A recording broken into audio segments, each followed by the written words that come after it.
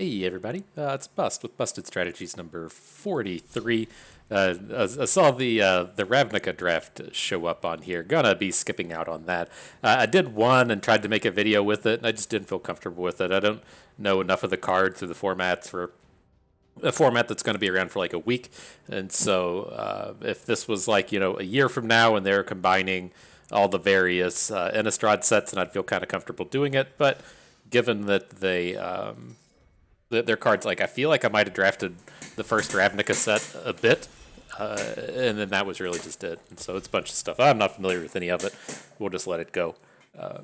But I was really proud of Wizards. I saw that was what was going to be popping up today, and this video comes out on like the last day of the month or the next last day of the month, and I was really surprised that Wizards didn't just say like an F you to all of the competitive limited players and say, here's this random ass format for the end of the month. Have fun achieving your ladder rank with that. But nonetheless, didn't happen. You can still do Premier Midnight Hunt drafts. So, anyways, back to the pack here. We're going to be taking borrowed time with this one. There's not very much in this pack, especially if you like to start out with Esper. None of the Esper cards are even particularly that strong. Firmament Sage isn't that great.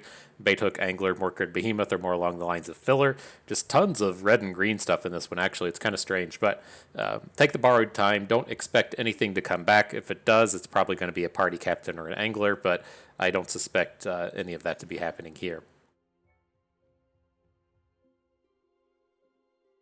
Okay, pack 2, begin. And so, yeah, I think we can continue on with the Flesh Taker.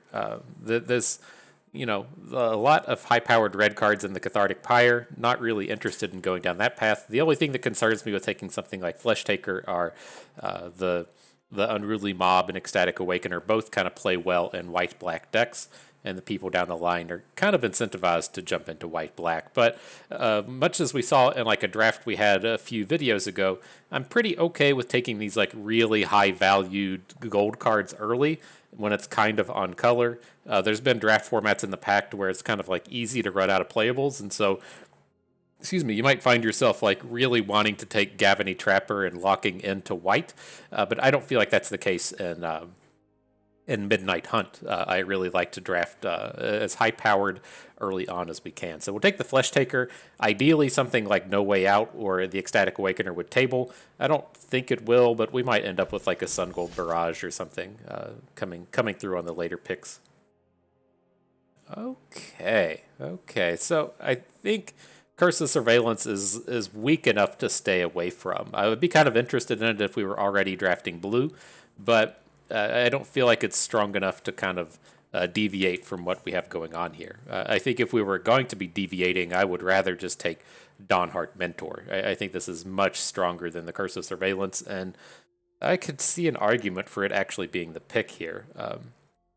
I don't like just jumping into green this super early, though, is kind of the problem with it. And so it's tough. Like, whenever we're out here drafting white-black, we're really looking towards two separate and specific decks, one of which would be the kind of like early game aggressive deck, and then the other one being the big kind of engine, sacrifice my dudes and get some +1/+1 counters and generate some more sacrifices and sacrifice those. And that's a little bit more challenging to get together. But I think, I am just going to at least here stick to the kind of the white cards and go with the Candlegrove Witch. It does push us towards a more aggressively centered deck, but kind of as we saw with that previous pack where, we aren't really locked into black just because we have half of a black card. And so I don't think we missed out. The green card would have been like the high-powered one, but we haven't seen any other compelling reasons to really be drafting green, and the white actually seems to be reasonably open here. So we'll go with the Loyal Griffin this one. It's a very reasonable Windrake. If we were just drafting, completely for power level, we'd go with Seize the Storm, but I prefer to keep my power level in Esper as much as we can. Okay. So, there's another Cathartic Pyre. This is the kind of thing that points to red being potentially open. I don't remember what red was in that initial pack. I don't think it was anything along the lines of trying to do Festival Crasher things, but I don't really like jumping into Boros unless we're starting to see the gold cards. I mean, the Cathartic Pyre is really strong, but I'm just going to go with the second Candlegrove Witch here. And this still lets us, like, again, we aren't like locked into drafting black. We can draft anything we want. And so this Candlegrove Witch, Borrowed Time, Loyal Griftstart does really push us towards being in an aggressively centered deck, though. We'll just take the only white card here. If we do end up in white-red, I really like Homestead Courage there. It plays reasonably well in a lot of the white decks, so I think it will be okay. The white continues to be open, and so Gavany Silversmith will work. Not a huge fan of Lunarch Veteran. The Gavany Silversmith is going to play quite nicely with the Candlegrove Witches to potentially give the flyers a boost to help us hit covens. I was right on track with what we're trying to do here. Ooh, might be drafting Boros today. If the 5th or 6th pick, whatever it was, spell wasn't enough to potentially indicate that red is open, the 8th pick Moonrager Slash most certainly is. So reasonable addition there. We'll take the Lambolt Harrier out of this pack. Another reasonable early game drop, plays well in the late game as well. Not really looking to main deck it, but it's a bear. Okay, and then the Flare of Faith. Beautiful. Coming together nicely. So yeah, white most certainly open. Red, I would assume, is open. That could have just been a particularly red-heavy pack, but 8th pick Moonrager Slashes is really saying something, and so I want to kind of take note. And it looks like as these packs roll through, the red cards are still what's here. So it's a reasonable collection of cards in terms of piecing together a Festival Crashers deck, minus we haven't seen any Festival Crashers or the Stolen Vitalities, but this is kind of how you land in them. But in the event that it does happen, we took the one Abandon the Post.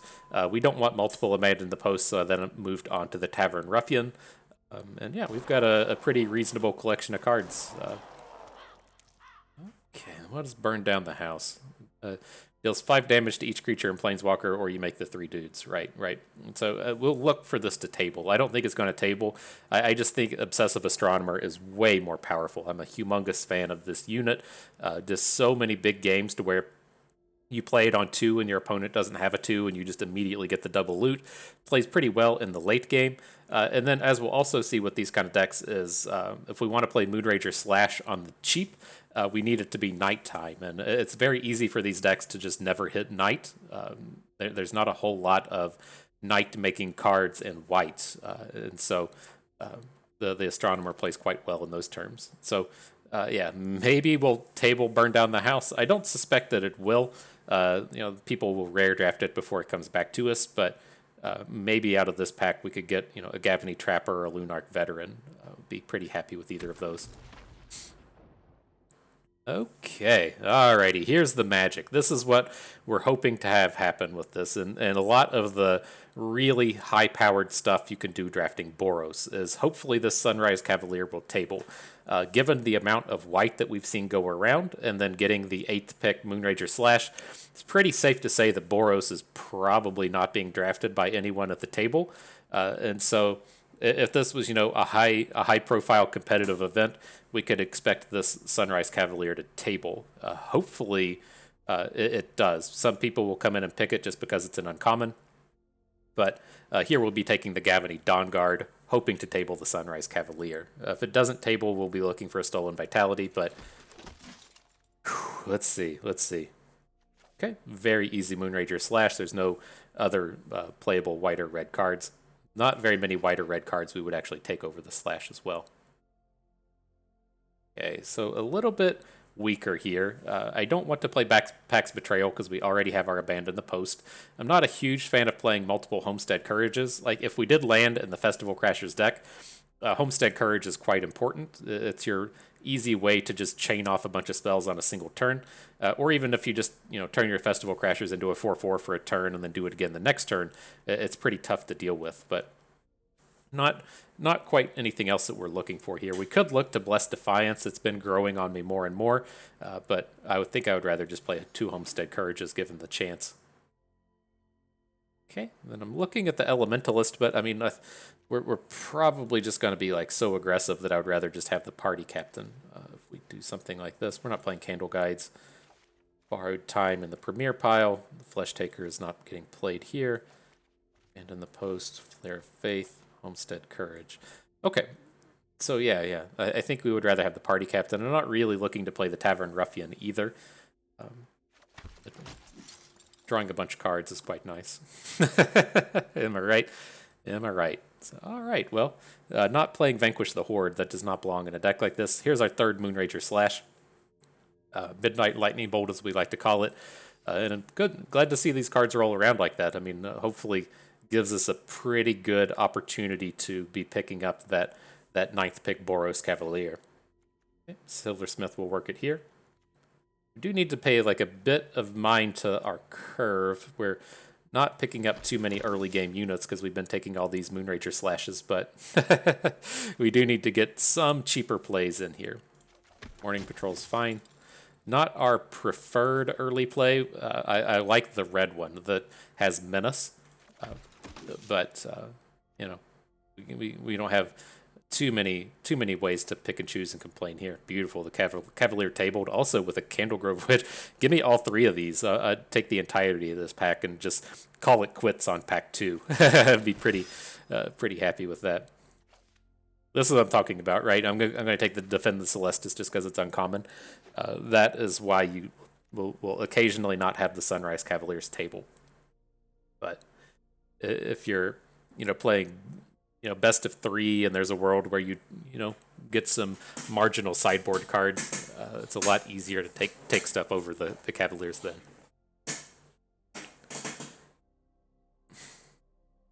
Okay, so yeah, let me go ahead and line it up like this. I'm gonna took out the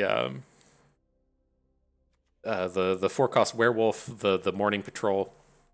I'm not really looking to play all of these Homestead Courages or the Abandon the Post, but we'll hang on to them for the time being.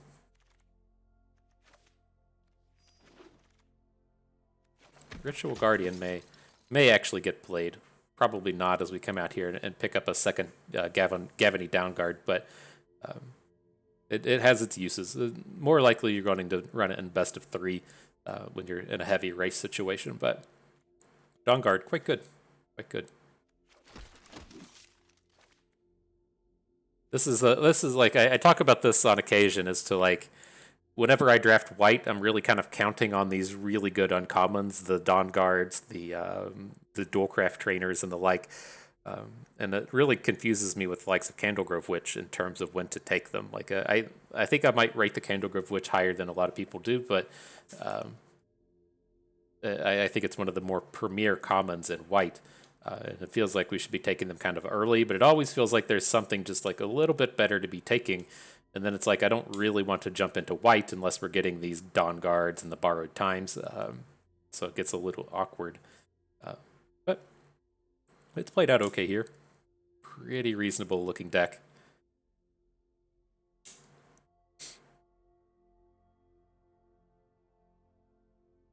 Love to see some more of the Boros cards get opened and passed to us. I don't think it's too much to ask, right? I don't think it's too much. Okay, so here I typically only like playing one Gavany Trapper. So I think we'll let it go. We definitely don't want something like Homestead Courage here. So it's just coming down to we want a Lunarch Veteran or a Cathar Commando. The Commando is just way better. Not the biggest fan of the Lunarch Veteran, but I mean he plays reasonably well in decks like this. And that if we're going to be out here and just racing and turning all of our units sideways every turn, gaining a few points of health could be pretty critical against other aggressive decks. But he's not making it just yet. Okay, do we ever play Soulgriff Guide? I'm not super interested in it. This is actually kind of an interesting pick. It's like we don't have any real top end here. So it's like I kind of like having access to one big flyer. We have 4 really good 3-drops, and so like I think the Brimstone Vandal is much better than the Lunarch Veteran, but are we ever realistically going to play it? I don't think we're ever realistically going to play a Brimstone Vandal, where I would play a Lunarch Veteran at this point, just as a matter of filling out our curve and a matter of a super click that one. I'm sorry, I took the Soul Griff guide because I wanted the one piece of top end, but it's like I could see a world where we really just coming in to take the one drop unit if we're wanting to hit covens for our Candlegrove Witches. We've got this big pile of 2s and 3s. We don't have any 4s, and our Trapper and Silversmiths are the only ways to help us get one, and so it could be pretty helpful there. Here we're going to take the Electric Revelation. I'm not a huge fan of this, but we may end up playing it here. We're very unit heavy today. Okay, so there is the Ardent. Oh shit, there's another Sunrise Cavalier. Never mind. Now this one's never going to table. We're never going to get this one with 2 cards left in the pack. So happy to go ahead and snatch him up. Ooh, you just miss it. It's tough to see in there sometimes. Neonate's Rush, probably not going to play, but we'll add it in. Stolen Vitality. We unfortunately didn't come across any Festival Crashers, but the Trample is still extremely relevant, and we tend to have a lot of 4/4s and big bruisery kind of guys with our Cavaliers and our Silversmiths boosting things. I think it pretty good chance it will make the cut here. Oh, geez. Cavalier number 3.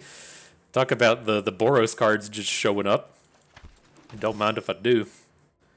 Okay, so the Elementalist can go. It's the only one in our colors. Don't want 3 Homestead Courages, so we'll add the Trapper. Brimstone Vandal. We have 6 3-drops we're not going to play, so we'll take up the Neonate's Rush. Okay, so interesting.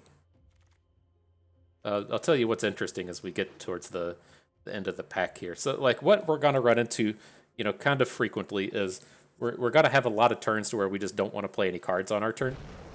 So we can try and draw a card with the Dawn Guard, so we can do the day-night flip with the Sunrise Cavalier, and that really pushes up the value of things like Neonate's Rush and Moonrager's Slash, just having ways to do stuff on our opponent's turn, because the kind of like ultimate problem you run into with the day-night flips is when you make the flip by not playing any cards, and then you just can't spend a mana on your opponent's turn, so you end up being down like 4 or 5 or 6 mana, just because you couldn't do anything. And so we're going to place like a little bit higher value on these instants, probably playing most of this instant pile and probably not playing things like Homestead Courage. And then that makes Gavany Trappers also much better, just in terms of that's a very strong mana sink on our opponent's turn, shutting down some of their units. So I think I'm pretty happy with most of the creatures here. I'm actually looking at this and thinking of just cutting out all of our units in expensive land. Let me take a peek up here at our deck list real quick and make sure there's nothing we want to add in. I know we're stacked in 3s. We're not playing Morning Patrol, not playing Ritual Guardian. We have enough 4s. Don't want the Ruffian. Okay, so we can just look at things in this sense. What do we got? 19 creatures. T-CR. Okay, so yeah, like, so the things I'm looking at are like, if we cut out the 2 Elementalists, cut out the bird, I think this is a very good ground game. Leaves us with 16 creatures. And then we would be looking to cut out, say, Abandon the Post, the 2 Homestead Courages, and then now we just have Instants and then the high quality removal and Borrowed Time. Kind of considering something like Electric Revelation. I usually don't like this card, but again, like if we're gonna say on turn 5, say we've gone 2-drop, 3-drop, 4-drop, then on turn 5 we just want to go into our opponent's turn. Like having the Neonate's Rush and the Electric Revelations is pretty big. So I think I want to hang on to those. Landbolt Harrier also gives us something pretty decent to do in the late game, and we only have 5/2s, so I think he has to stay. I think all of our units are staying. It's like if I want to cut a unit at this point, I'm really looking towards Loyal Griff, and I'm looking towards Search Party Captain, because we're not really like crushing in with flyers. I don't think we're going to get too much value out of the Griff, but I mean, if we're just looking to play cards on our opponent's turn, it does have flash. So I think we can stay there. I think probably the Electric Revelation just has to go. I think we should have enough things to do with our mana between party captains, drawing cards with Dawn Guard, the Tapper, the Instants. I think that's okay. So here I'm looking to just cut one more card. Maybe this is one where I just stop at 41 again. I think realistically, if we make a cut, we need it to be the Gavany Dawn Guard. God, this card sleeves button is fucking annoying. Like, why would you stack two buttons on top of each other like this? This is absurd. Uh, let me rename my deck here. Rename. There we go. Because that's what I need to do is rename a draft deck. Jeez, I get it. It's probably the constructed thing, but this card sleeves button's annoying. Man, am I just going to come out here and play 41 again? I've been doing that so frequently these days. I think I'm happy enough with it. Let's just go ahead and go to battle. Okay. Okay, the old rename deck. Getting out there and ready to crush. I like how a lot of this has come together. This is how the day-night deck wants to look, I think. Just tons of really good uncommons, and then reasonable ways to cast cards on your opponent's turn. I think we're good. Oof. Out here playing 41 cards. On dirty paper. What's dirty paper? Is that poo paper? You make dirty paper after you drop a 2? Who knows? Who knows? Okay, we'll see how this goes. This hand needs to find a plains. Not specifically just a land, it needs to find a plains. But so much raw power if we hit early.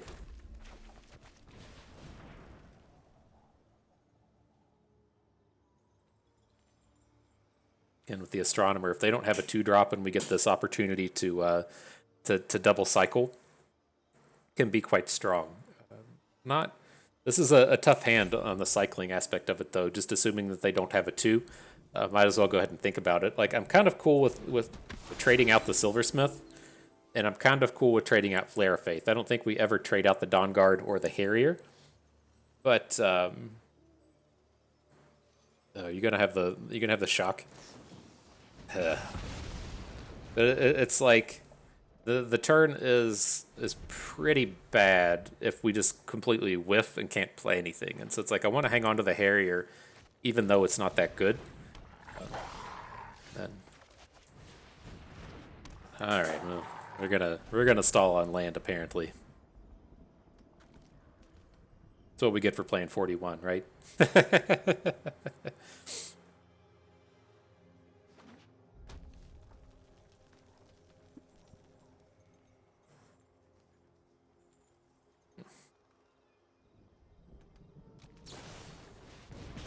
Sure.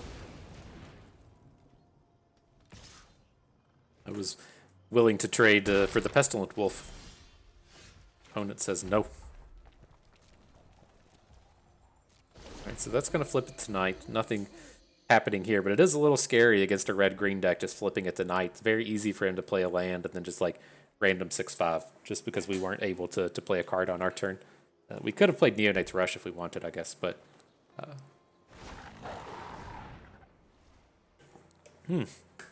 Wow. Speaking of 4-cost cards to just randomly play, why not make it an Arlen? Okay, so till end of turn, she becomes a 5/5 trample haste. This is gonna be fucking annoying.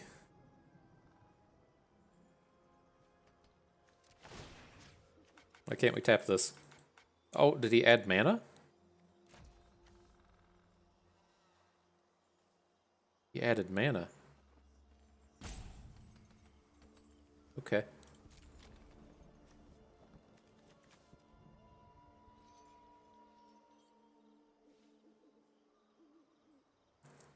Interesting.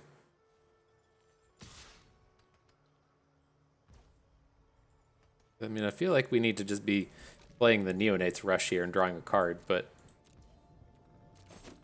I'm boozled as to why he just added mana.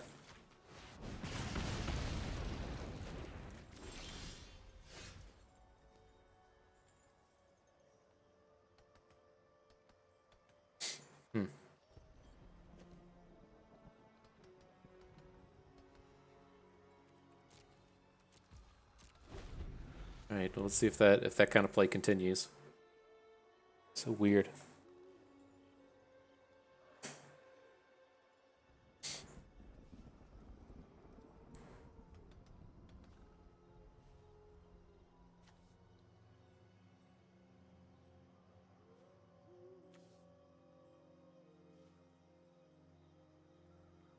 But, I mean, maybe we'll get a decent Moonrager slash here. I assume we're just going to have to, like, tap Arlen.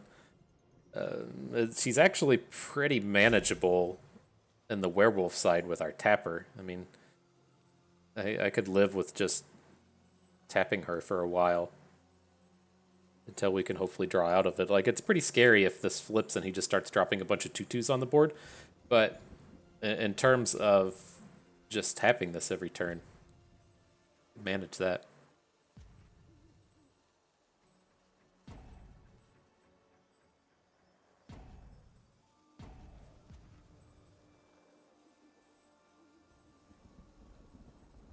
Maybe he dropped his phone in the toilet.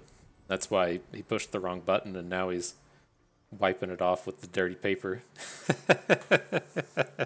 I assure you that's what's happening here. That's it. That's it. He said, "Oh shit, bust is stalling on land. I'm on the video. Mom's gonna get to see my name on the screen." And then he just dropped his phone in the toilet. And he's like, "Shit, shit." And then he, picking it up, trying to wipe it off, uh, accidentally pressed the button that to get the mana. Now he just doesn't have any of it. It's been ruined. Jeez. All right, well, let's get a unit on board. I guess if we take 6 for a turn, worse things have happened.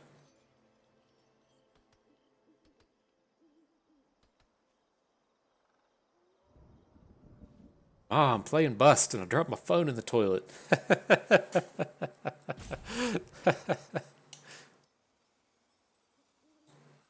And I didn't put the video out there, but the last time I drafted Arlen was ridiculous. It was like I started with Arlen. I took some red card second, like it was probably like a Moonrager slash or something. And then third pick, like it was like you're kind of looking at the openers and realizing that like Festival Crasher is my table. And so we took the red green Midnight Flip card, which gives trample, which is incredibly important for using Festival Crashers. And then it was just like I had never seen like red and green get so hard cut out of any format. It was just like Esper was like super wide open, and I didn't really have the opportunities to get out and get away from it. It was pretty painful. It's just like, oh, this is what it is. This is the time I open Arlen and I get treated like this. But anywho, I'm not sure what's going on here. It seems as though they've disconnected. I'm not sure how long we have to wait on them to disappear or how Magic Online handles this.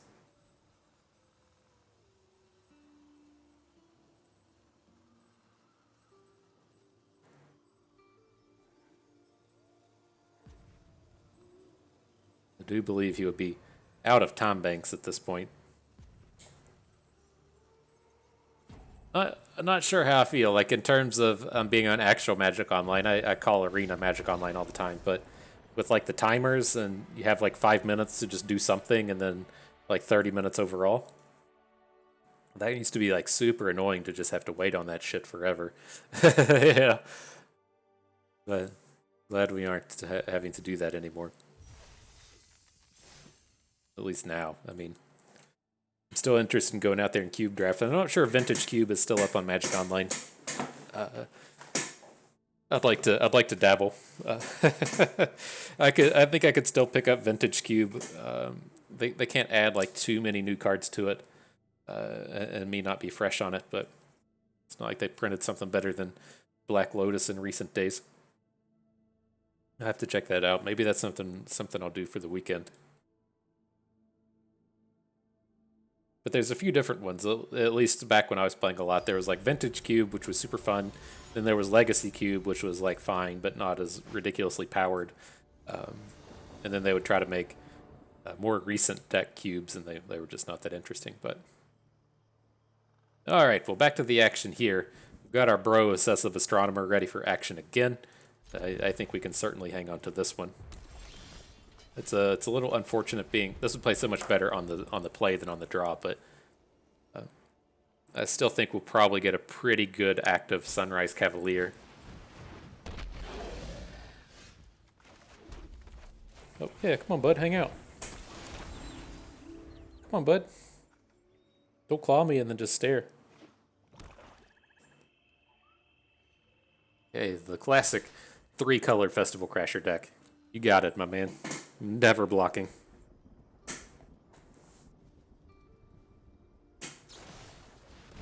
Okay.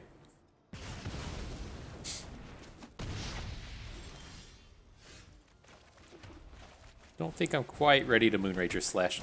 Let's go ahead and show him that we know how to aggro as well.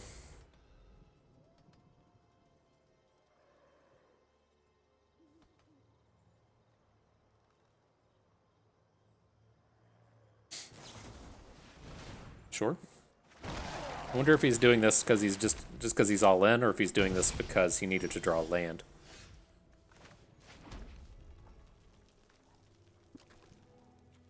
Well, I'm happy enough with the Silversmith here. He gets to be a 3/4, which should make opponent concerned in terms of blocking the Crashers. I mean, I just don't feel like we really even need to. You know, like we're about to be in this space to where we can like block it with a Flare Faith if we need to. I think we're just aggroing better than he is.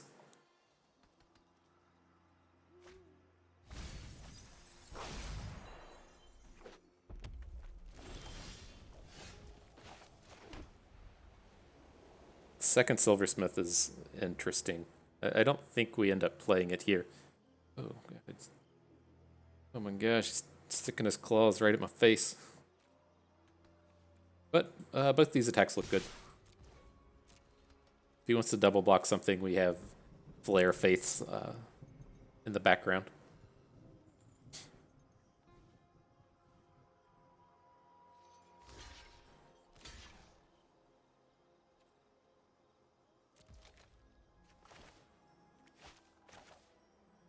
This guy has trample, so this'll still punch in some extra damage, right? Trample, nailed it. 2, 3, and face. Sure. That should realistically end the game. Hi, bud. You can have some scratches. Jeez.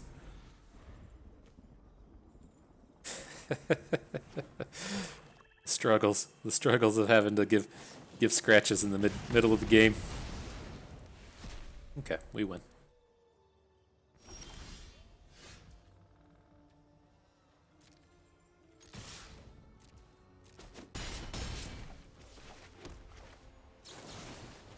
Oop. Got him.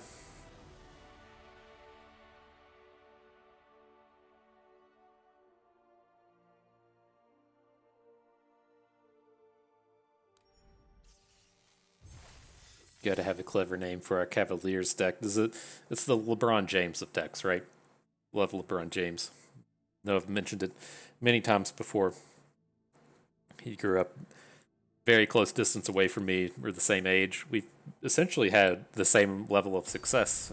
Some people would call him the greatest basketballer of all time. I certainly do. He's way better than Michael Jordan, and I'm the best at something, I'm sure. I have the same accolades and fanfare as one LeBron James fans, and so yeah, pretty similar paths and trajectories in life between the two of us. Coming to this because we got all the Cavaliers, right? He played basketball for the Cleveland Cavaliers. What the fuck? Dude playing Hedgewood masks. All right, can't say I expected that one to come down.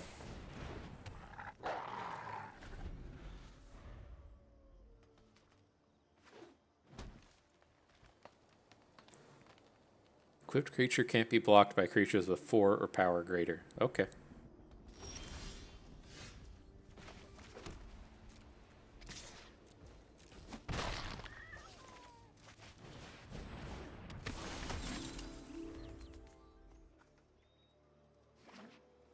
Does not seem like the strongest of starts from Dark Thiz.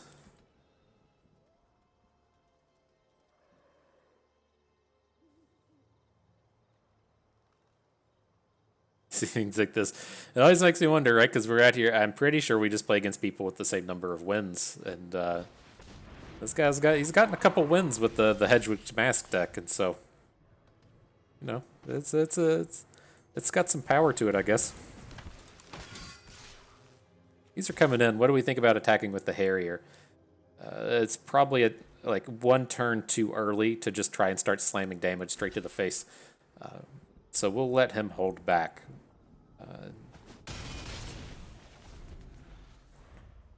Hopefully we can like piece together one of these turns where we just like tap something, attack with 2 dudes, then get to play a party captain. That would be quite nice if we pick up any land here. Did not pick up the land. Let's continue our aggression at least.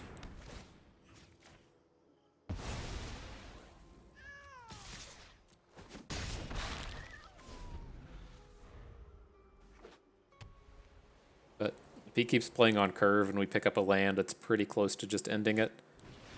Contortionist Troop, sure.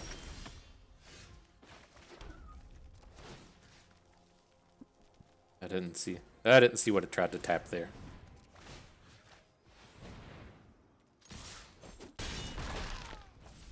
Right, we just need one of these units to get through, and then hit him with the Moonrager Slash.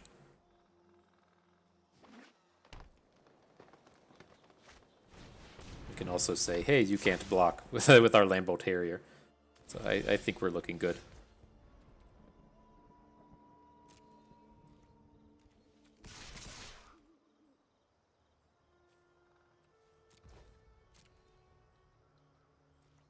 See how it goes about this. I want to see if he like flashes out a unit or something. Doesn't seem to be the case.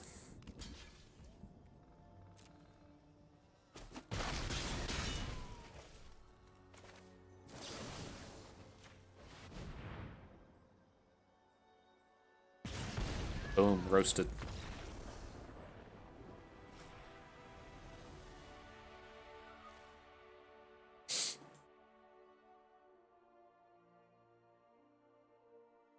Okay, cruising along, cruising right through. Was that win number 3 already? Y'all's getting out of here fast. You're gonna have to find somebody else to watch.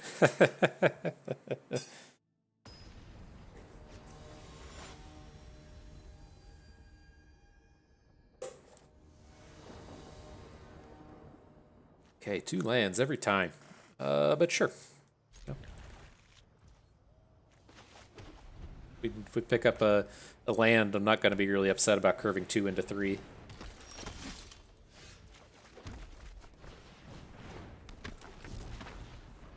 We're playing 17 land, right? It's not happening. Not happening too much here.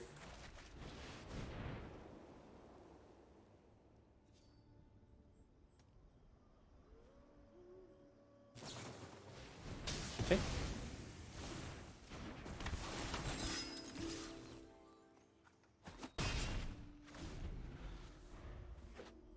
We did not get any of those in our Boros deck.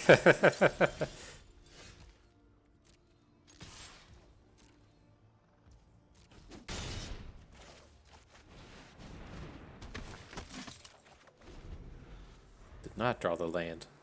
Okay. Ugh. We are not built to handle Angel Fire Ignitions.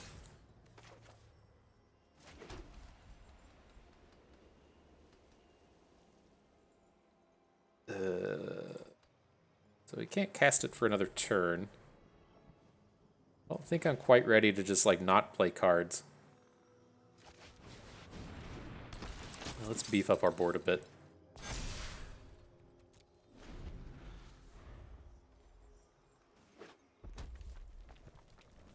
Oh, I can. I thought it flashed back for 5. It's only 4. Go up to like 20 something if he wants.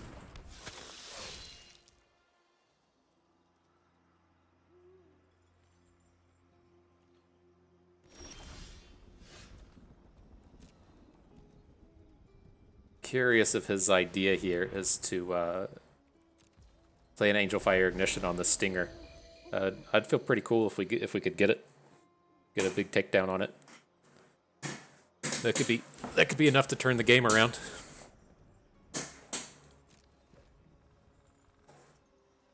Oh gosh, is he going to do it? Is he going to go land Angel Fire Ignition on the Stinger and then just get bombed by Neonate's Rush? Oh, baby. Oh, one-time dealer. One-time dealer. He's certainly got something planned for this turn. Like, oh my gosh. The ignition on the Stinger.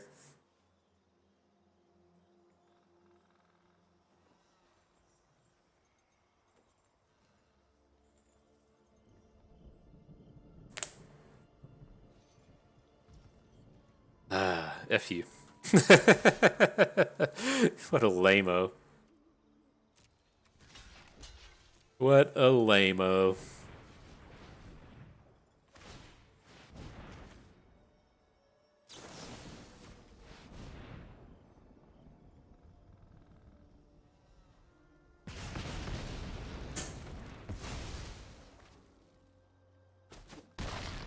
Right, well, drawing a land here would be pretty big if we can do a day-night flip with a Dawn Guard and all this shit on the board. It didn't hit, but we can actually play 4 this turn with the Moonrager Slash. I don't think we need to be, well, we don't have the 2 red. I was going to say I'd rather have a +1/+1 counter than just drawing a card, but gotta go this way. Kill his tapper. That'll flip it back into day.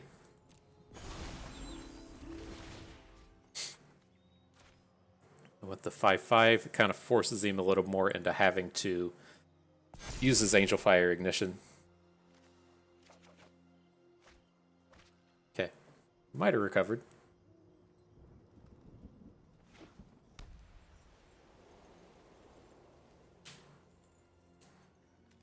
Gives trample, right? Vigilance, trample, lifelink, indestructible, haste.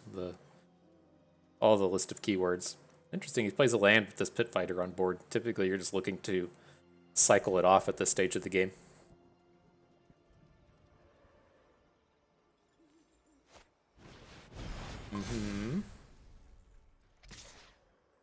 Fall to 6. Not a lot we can do about that.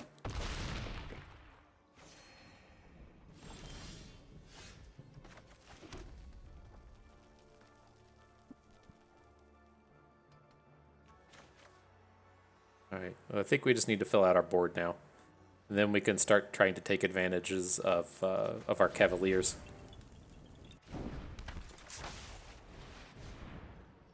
Right, he's about to run out of cards. He's got the Sunfire Ignition thing that he can play on our Candle Grove.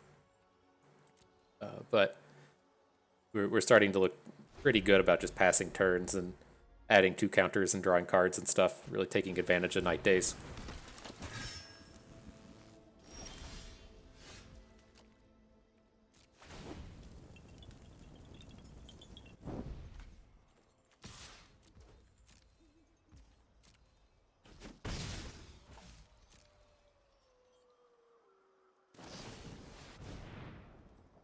It's kind of lame. Something a lame person would do right there.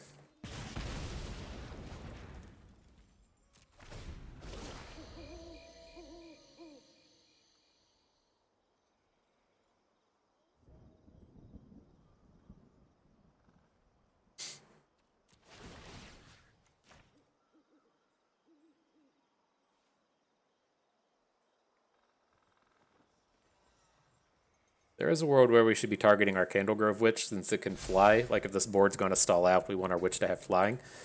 But I don't want to just like try and run that out when he's sitting there with the Sacred Fire in his bin.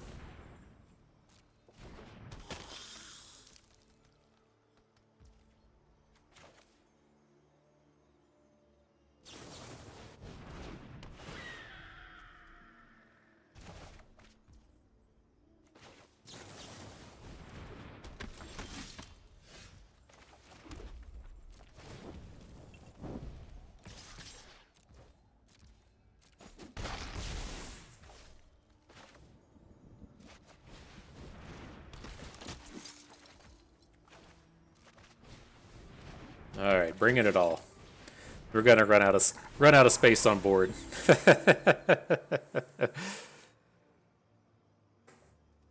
think we are plenty far ahead now. As long as we just don't get burned out.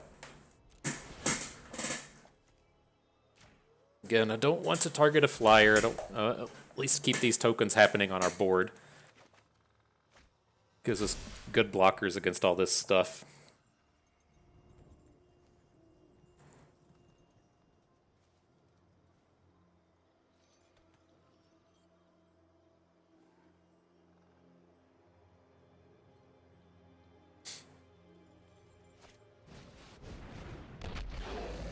Okay.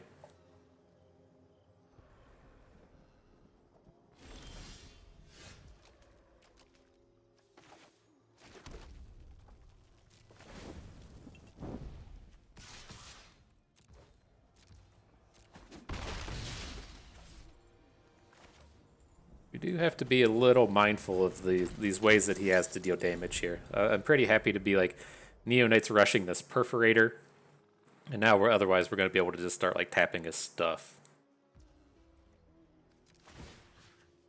This is his only scary unit in the Cavalier, can get trample. Let's go ahead and rush this thing down.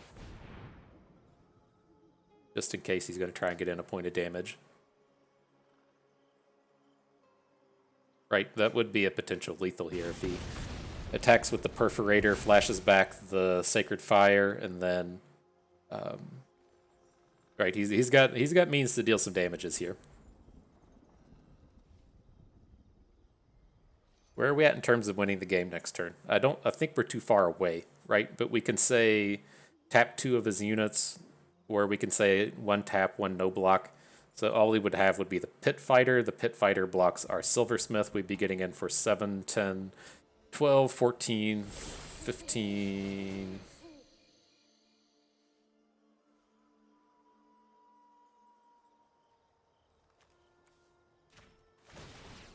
Yeah, we're getting close. We're getting close, and I'm really not super happy about getting into letting this game just stall out.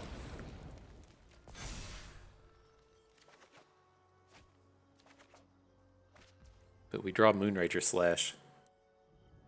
So, if we say tap 2 units, he has the Pit Fighter. Pit Fighter blocks the Silversmith, and then he's going to shoot one of our flyers with the Sacred Fire. So we'll say Candlegrove Witch is out of the equation, and we need to deal 16. We've got 8, 11, 12, 13, 16 with the Commando, 17, 18, 19, 20. Okay, I think we're there.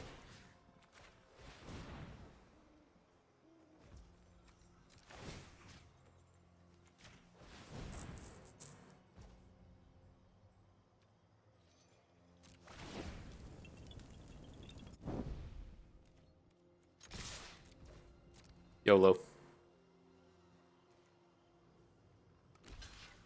Right? Okay. Sacred Fire on the Commando, sure. We had 8, 11, 12, 13, 14, 15, 16, 17, 18, 19. We did it. Nice comeback, guys. Nice comeback.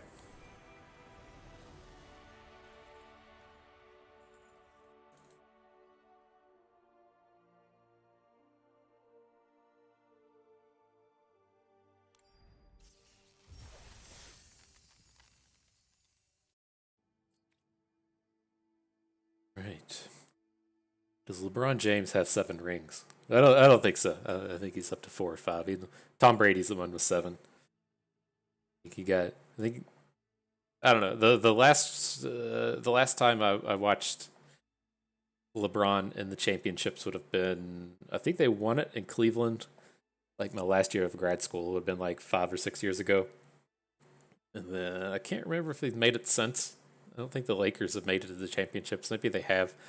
Like I just don't have the bandwidth to keep up with basketball. Like it's they play like 80, 90 games in a season, and it's really tough for any given game out of 80 or 90 to matter. And so I tend to just start following once the playoffs are happening if LeBron James is a part of it.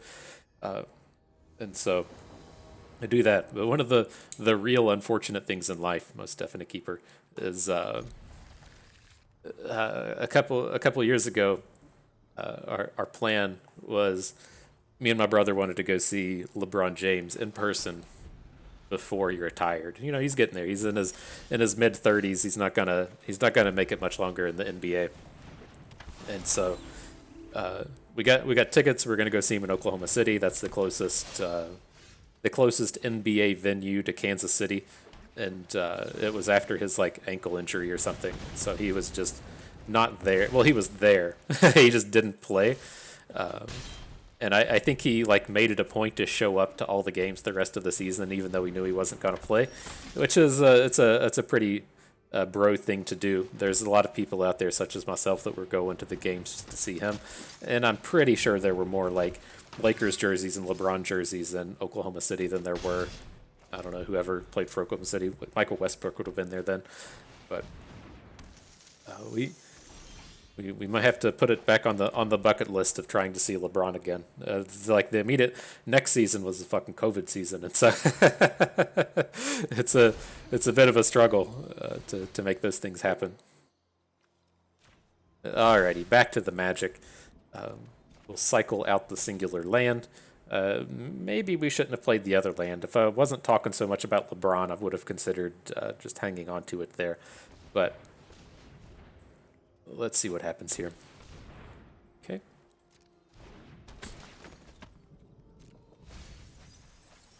These don't look like things I want to be playing Moonrager Slash on, but if he tries to get involved in combat next turn, we might find a good target for the Slash if he comes in and tries to double block us.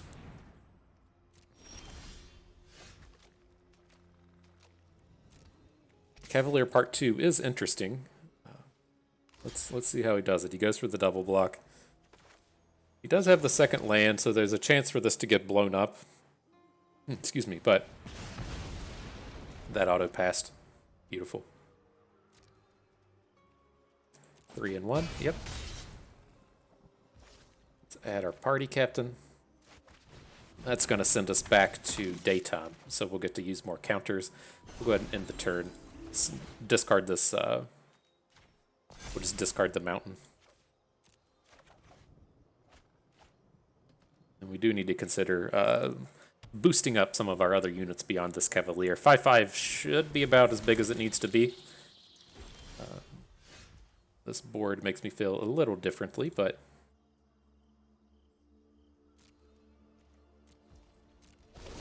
I guess you can continue to grow.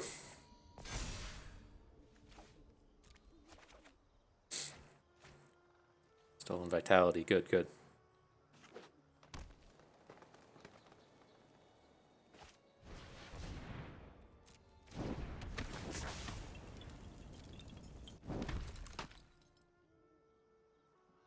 So, the kind of important thing we're going to see with this upcoming combat, well, he's added more units to the board, so it's not as interesting. But I was like, do we tap a Broodweaver or do we tap a 3/3?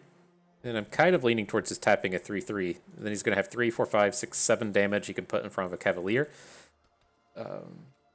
We could actually manage this. He just played 2 cards this turn.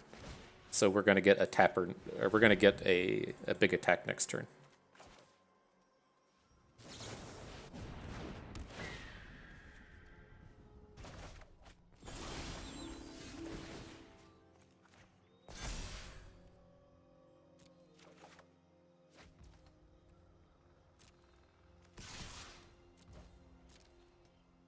Alright, let's see what he does.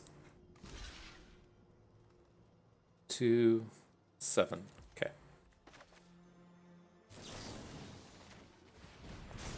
Boom it. LOL.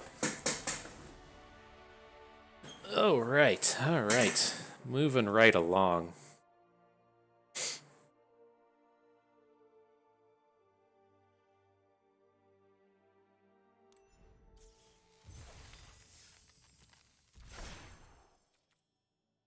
Okay, and then we'll say I've been considering, like, I liked having the ftpbus.com resource. I hadn't quite come up with the way that I want to utilize it in terms of Magic. It's like I kind of have some ideas in the back of my head for whatever like auto battler I decide to take on in my spare time, whether or not it be Hearthstone Battlegrounds or Storebook Brawl. But I haven't quite decided how I want to tackle Magic. I haven't decided how to go after that beast. I'm thinking I kind of want to like because it's tough, right? The thing I would run into with Runeterra was it would take me like a week or two to feel really good about a format, and so it was like I'd want to play the format for about a week before I'd start updating the tier list and updating the expedition helper and everything. But the kind of thing with Runeterra was like there's in the kind of non-rotating format, the information is just good for so long.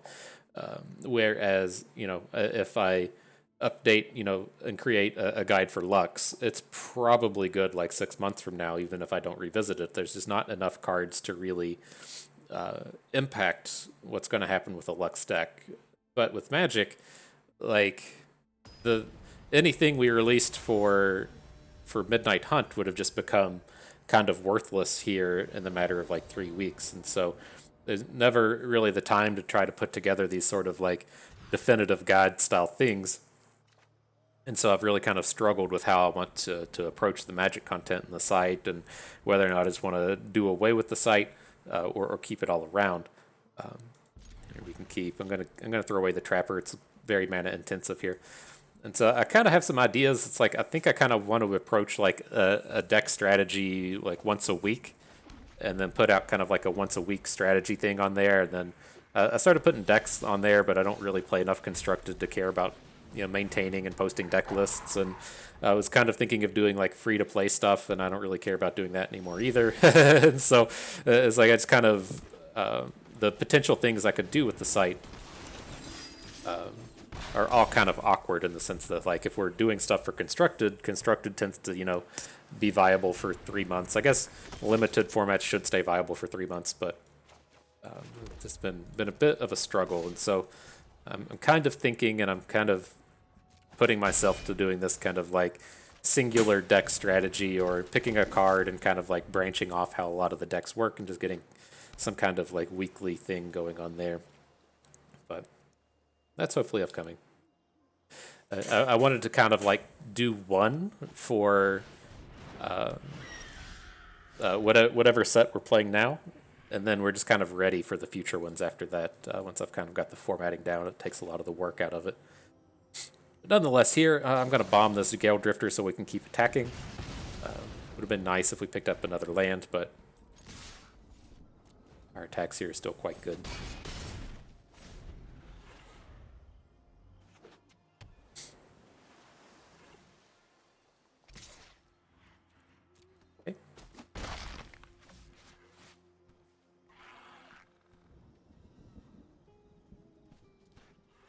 Get a Revenge of the Drowned, our Cavalier. Candle Trap. Okay.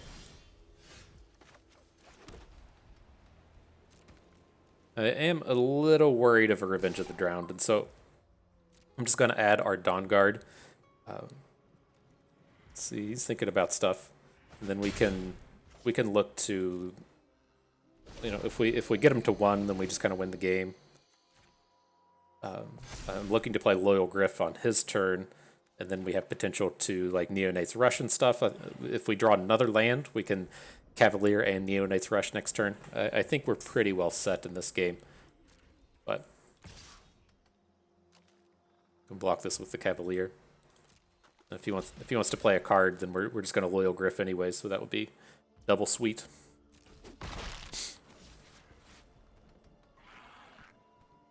And then we also have the no block potential with the Lambolt Harrier. And so I think this game's pretty well done. He's going to have to like tap out for units at some point. And then we're just going to blow up on him.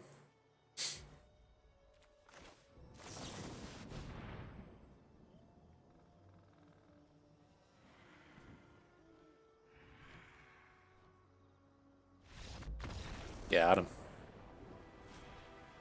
We did it, Gaz. We did it. Okay, are we in on the final battle now? Is that where life brings us? It is. Let's see if we 7-0 this one. That'd be nice.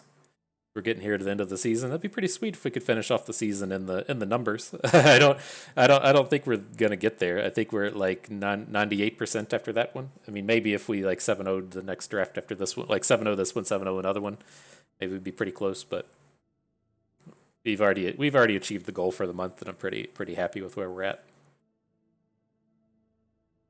It'll be tougher next month, though. I'm notoriously bad during the set release. It takes me a bit of time to feel comfortable with the new cards. Never been someone that was particularly good at a week one of a format. But here, reasonable enough mono white hand.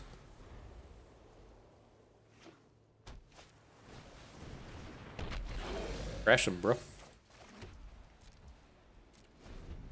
And we'll see. I don't intend on blocking here with the Cathar Commando. I'm going to let him get the attack in and then play the Commando after the fact. It's just this is the way for us to deal the most damage.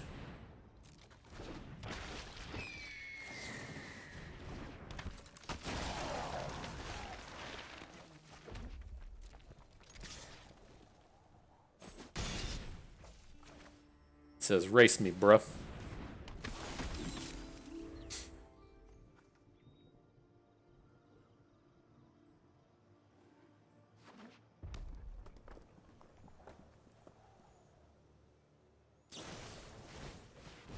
Okay.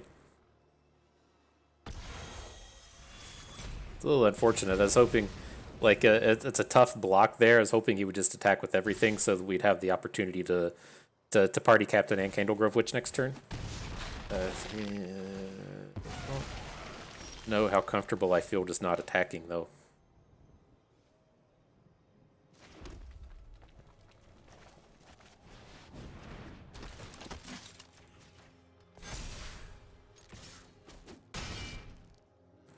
Why not just slam it all in here, right?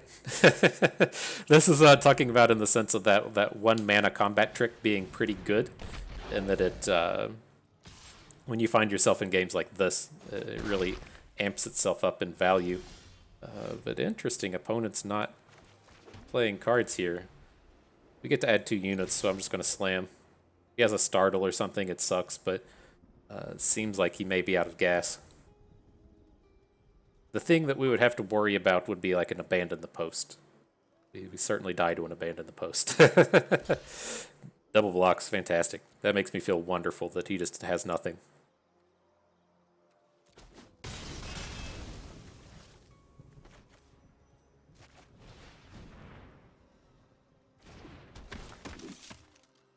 Party captain on board, looking for something interactive. And the Moonrager slash, nice.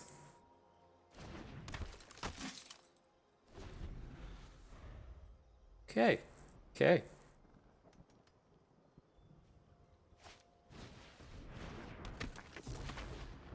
Down to 1 card, beautiful.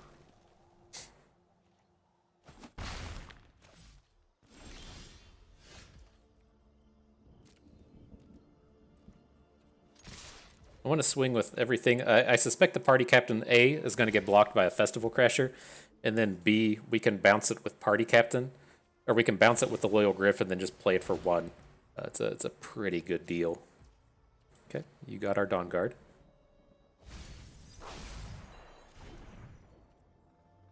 Doesn't do too much in terms of helping him win the game.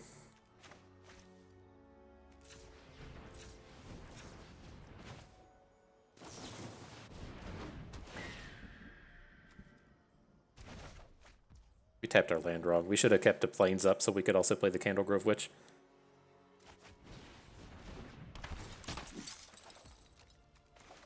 Whoops.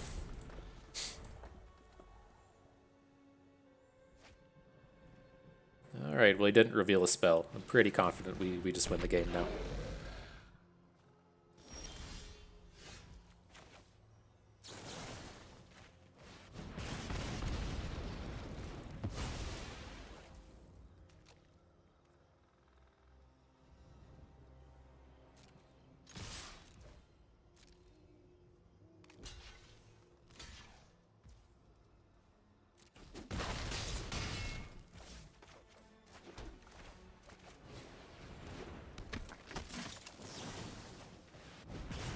Boom. There you have it. Nice little 7-0. 7 wins, 0 losses. Victory is ours.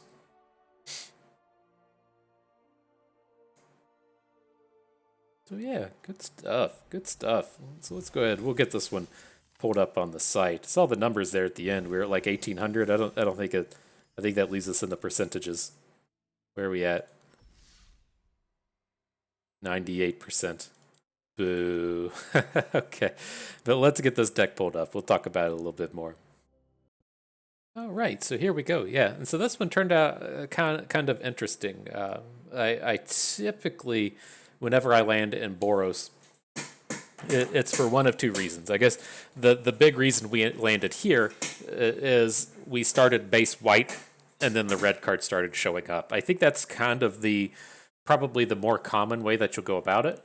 The other way would be the Festival Crasher deck. We saw a lot of Festival Crashers today. People were getting wise to the power there. But that's kind of different. That typically involves like starting with white to a degree, but you see in like your opening pack, there's a Festival Crasher or a Stolen Vitality. Like those are the two you're really looking for. The Festival Crasher and Stolen Vitality, you're going to look for them in like the first three packs and then see if you can wheel them. Like you're never going to go out of your way to pick up like a fourth or a fifth or even like usually like a sixth or a seventh pick Festival Crashers. It's things that you're trying to pick up on the wheel, and we're trying to take advantage of red being underdrafted. And so with the Crashers, you can usually assemble high quality early picks in blue or white, or to a lesser degree black. And so you're out here just drafting, the good white uncommons, the good white aggressive cards, and then on the wheel you're getting back the red cards that really power off and pop off in this specific deck. And so in this one, we didn't see any Festival Crashers in those first three packs. I don't think we saw any of those cards whatsoever in the first pack, and we had really kind of devoted ourselves to being a powerful white deck. We were opening up looking to be playing white black, and we got like a sixth or seventh pick Midnight Lightning Bolt and didn't look back. But anytime you land in Boros, you are going to be out here and trying to be ultra aggressive. You're trying to just really be a big time early game curve deck, and then you're trying to close the game out with burn. And typically your burn is going to be from Brimstone Vandal, Moonrager Slash, maybe you pick up a Shock, maybe you pick up a Sacred Fire. But the big thing with Boros though is that the real like high roll aspect of this is the gold cards, right? We kind of expect to only be the ever Boros drafter at the table. With this one, we saw that Sunrise Cavalier that we opened. We were curious if we're going to be able to wheel it simply because it's an uncommon, and we did. And then we got massive gifts in pack 3 when two Sunrise Cavaliers just showed up out of nowhere. And so that is, kind of the high roll aspect of this deck. You can get by without, Sunrise Cavaliers, without Sacred Fires, but that's really what pops the deck off from being like, a 3 to 5 winner and into a 7 winner. I think we touched on that aspect in the previous video as to where, the deck's fine. It should be good enough to get you your gems back, but you really need to have some things go right in order to have it pop off and be a 6 and 7 winner. And that's what we're talking about in terms of this is, these Sunrise Cavaliers table, they show up out of nowhere. Maybe you get a Sacred Fire, maybe a Ren Goldmane, whatever the rare card is called, shows up like pick 6 or something. And you're really able to just like shoot up huge amounts in card quality. But even without that, you're still looking at, wanting the same kind of cards. You want the high quality white uncommons. You want the aggressive flyer style cards like Candlegrove Witch. You usually top off your curve at 4 mana using the Gavany Silversmith and the Search Party Captains, and you're trying to just flood off the board and maybe get a big advantage off of a Flare of Faith, get a burn spell, play this real tempo style game that just finishes off games with burn spells. And so that description there is what you'll more along the find your way of if you're playing the Brimstone Vandals and you end up with some vampires, just kind of the lower quality red-white cards where you're being more all in on the aggressive end of things, but maybe you picked up 4 Moonrager Slashes or something. That's how those decks tend to play out. But yeah, all in all, otherwise, I think it was pretty straightforward. If you're drafting it on your own, again, it's not something you want to pursue. It's something that you need to be sure is open. You're not, I've done it before where we've opened Ren and it was kind of like hee-hawed around with Boros. That's not where you're trying to be. This is a deck that needs to be coming to you and not a deck that you are actively seeking. But yeah, we could probably see it a little bit better in the draft. I mean, if we come down here and pull this down, I don't think we drew our Oblivion. We played Oblivion Ring once. So I was like, I don't think we drew that the entire draft. We played it one game. But yeah, I think this was a very easy first pick in the borrowed time. There's just no other card that matches its quality. There's no bombs. There's no removals. There's just nothing else to really compare to it. Here, still pretty happy with the Flesh Taker. I like to take these, high risk, high reward cards in the early parts of the draft. The Cathartic Pyre, it doesn't really apply though. When I say high risk, high reward in the beginning, I'm really meaning towards building towards an Esper deck. And so if we had seen, a big blue black uncommon, even we would have really considered it. Like if I think if like Blood Stitch Scab was in this pack over the Flesh Taker, we're probably still taking it, right? So, right, the 2/3 zombie that gives your zombies +1 attack. We're not taking an Ecstatic Awakener. The only white card would be a Trapper or a Flare of Faith, so it would come down to that 2/3 or the Cathartic Pyre, and I think that's pretty spot on. But on the flip side, like if we continue through the gold cards, we won't take the Boros one. We won't take. Let me think. Like I was trying to go through like the colors that weren't Esper. So if we were say like looking at the werewolf one, I would pass. If we're looking at the blue green one, I would probably take it out of this pack. Where does that leave us? Green black I wouldn't take. But yeah, the all of the Esper ones I think probably would just end up taking here. But anyways, on to the next one. This is I think okay with the Candlegrove Witch. Again, I don't like. I think the Dawnhart Mentor is kind of the question here. Is do we take the Mentor, ignore the Flesh Taker? It plays fine with the borrowed time, but it's a little bit safer to just stay in white, and I would really kind of rather be in white-black than white-green. And so I think this was safe. I think kind of at the end of the day, maybe we should have taken Dawnhart Mentor, but this worked out okay for us at the end of the day. I definitely don't think we take something like Curse of Surveillance, and we don't take any of these black cards either. The Hobbling Zombie and the Baneblade Scoundrel, just not as high quality as the Candlegrove Witch. Then on to the next one, we continue in with white. Again, the strongest card is Seeds the Storm, but it's not an Esper high quality card, and we're still getting something pretty decent in our colors in the Loyal Gryff. We are getting, pretty well locked into white at this point, and it feels pretty safe. We could look, this is the space where we're starting to say, well, maybe red is open, a 5th or 6th pick, Cathartic Pyre or Midnight Lightning Bolt is where we're kind of, looking to start, dipping our toes into the water into red. But I still think the Candlegrove Witch here is fine. We're building a pretty reasonable deck, and then even if we're just like the aggro white-black deck and we pick up like 4 or 5 black cards, I would still be pretty happy with it at this point. So I think the Witch was good. Homestead Courage is pretty safe. Like I think at this point, like we know we're not playing blue. Like if like with this collection of cards that we have, and like pick 2, pack 1, if this was Dennick, or pack 2, pick 1. If this was Dennick, we could consider switching into blue-white. But at this stage where we're at, I don't think we're looking to switch into blue. We're really just locked into white at this point. Silversmith is fine. Nothing here worth taking. And then we get the 8th pick, Moonrager Slashes. It can happen, if the only playable red cards was like a red uncommon, then this can roll around pretty late. But it's definitely time to start considering it. The Lambolt Harrier is the only playable card here. The Flare Faith is the only playable, and pretty straightforward. We're trying to set ourselves up for Festival Crashers if it shows by taking the Abandon the Posts, but they, of course, did not. Okay, here, I think this was a pretty straightforward one. We're kind of locking ourselves into white-red.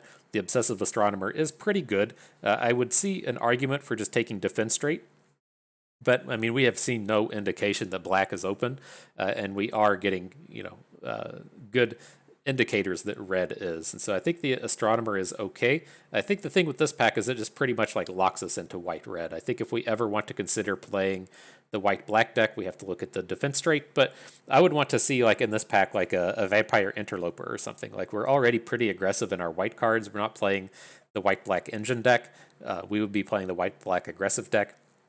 And so if we could take like Defense Straight and potentially wheel an Interloper, I think that would be good here, but that's just not the case. We're taking the Astronomer and realistically potentially wheeling this Burn Down the House. So I think that's pretty safe. Then here's where we make our big decision, right? The Dawn Guard is the clear and easy take, but we're hoping to wheel the Sunrise Cavalier. That will be such a humongous payoff if we get a high quality card like the Cavalier at pick 10. And surprise, surprise, it wheeled. And so the Moonrager Slash at 3, just picking the only good Boros cards from this point forward. Party Captain is way better than Elementalist. I'm not trying to play Candle Traps in this deck. We're always the aggressor, so it's no good. More Moonrager Slashes. Yeah, I think it was pretty straightforward from this point. And then, so I mean, it's like we have a good deck. We know that Boros is open. We open a good white uncommon, and then we are, just kind of gifted the 5th pick Sunrise Cavalier along with the 8th pick Sunrise Cavalier. And so that's what I'm kind of talking about, just being able to push your draft up to the next level with a little bit of luck. If these Sunrise Cavaliers were Brimstone Vandals, would we have 7-0'd and won, with relative ease every game? Probably not. But would we have been able to, charge beyond 4 wins and potentially still win with 7 if all of our Sunrise Cavaliers are Brimstone Vandals? Maybe. And so it's just that those little points of quality that really push you up throughout the run. But yeah, I think that's going to do it for us today. We should have a handful of packs to click on. See if we can't. We already clicked them. We already clicked the packs. All right. Let's see. I did get in a Guilds of Ravnica draft again. I tried it. I'm just not familiar enough with it. I feel like I played this set. Like some of these cards look so familiar. Like this is one of these things where I may have just drafted it for like a week, or they may have like reprinted a bunch of stuff. I know like Goblin Electromancer is a reprint, but it's like Expansion Explosion is not familiar to me, but things like Gateway Plaza, Goblin Electromancer are. And so I don't know if it was just something I played or if I drafted it a few times or what, but this set, it was fairly familiar to me. Alrighty, well, let's see. Let's see how many gems we can collect. So close to filling out all the mythics here. Gems and gems. More gems. More gems. What do we got here? I bet it's some gems. It was. And the last one.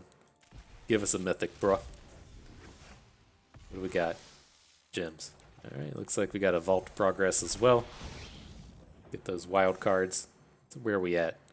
34 rares and 13 mythics. Not bad, not bad. So, that is going to do it for us today. I hope you all enjoyed the ride with all the Cavaliers. Maybe learned a thing or two along the way. Had a good time watching. This is Bust, and we thank you for being here.